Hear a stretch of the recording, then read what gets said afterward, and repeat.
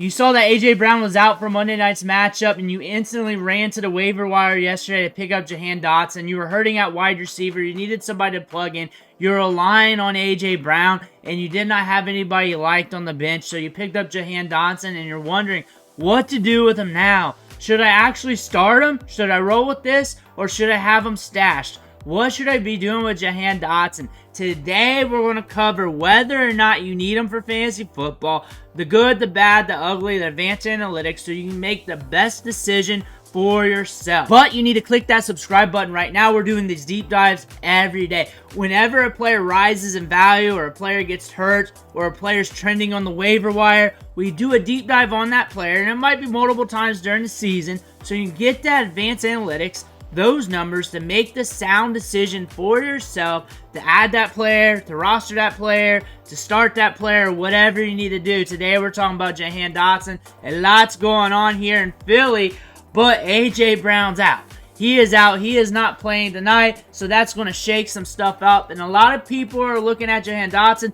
I was on live when the news broke yesterday, and a lot of people flooded the chat and both my live streams asking about him, and my questions were, what else you got? What else is on waivers? What's going on? And a lot of people could not get back to me, so this video needed to be made, whether you think so or not, because a lot of people has this question, because I was seeing it.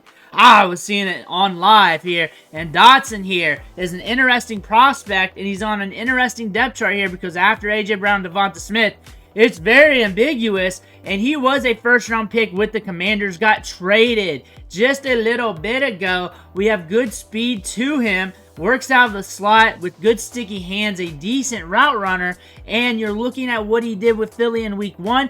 We ran a fair bit of routes. We were in on a lot of plays there. We were getting some opportunity. The targets didn't go his way, but targets should go to Devonta Smith and A.J. Brown.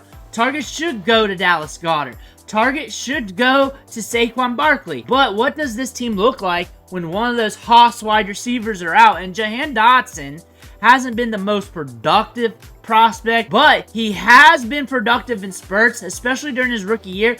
There were some notions when he was on the field that he could blow up eventually. A lot of people looked at him as a big-time buy candidate going into 2023, and he just did not work out then.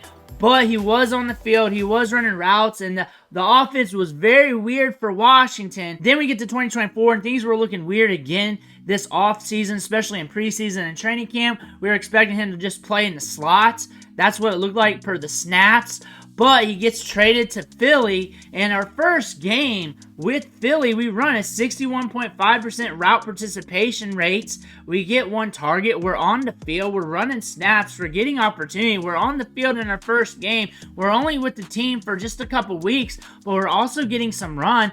That being said, when you look at this matchup here and you look at Philly runs a lot of plays. They were in a weird matchup with Green Bay. That might happen again with Atlanta. Atlanta was in a weird matchup last week with Pittsburgh where the game script was slow, so they weren't able to run a lot of plays. But Philly also wants an even split, or at least ran an even split with the Packers. 38 pass plays to 38 run plays, so you might see something similar with that, especially with Saquon Barkley. Saquon Barkley, I would expect to get a lot of workload through the air and up the gut. I expect them to use Saquon Barkley a good bit. And now, since A.J. Brown has been out, the point total for this game dropped 2 points, and now it's getting lower by the minute. 45.5 over-under right now. On Friday, it was 47.5 on DraftKings.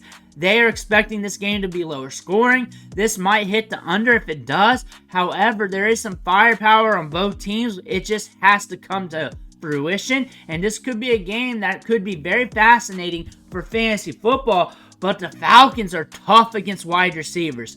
I do not have the data in from last week's game from the Steelers, but we all know what happened. It was a slow-paced game. Justin Fields didn't throw for a lot of yards, but the last 5 games, last 3 games, they averaged 7.3 PPR fantasy points to wide receivers. They just had like 3 to 5 games where they allowed more than 15 fantasy points to wide receivers last year.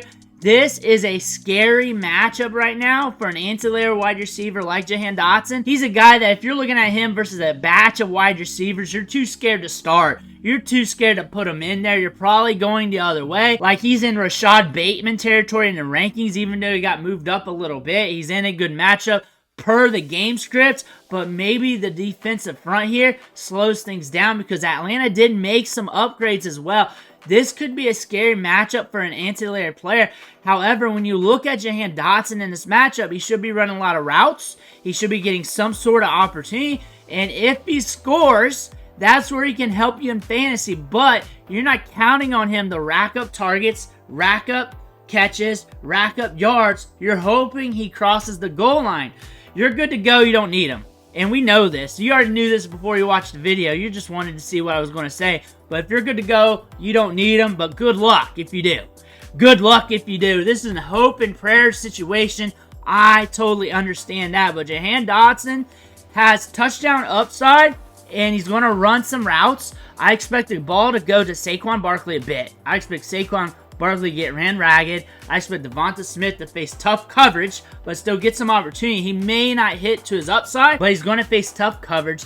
That means some balls may go to Jahan Dotson. Dallas Goedert should get some opportunity, but this is going to be a fun matchup to watch with these wide receivers.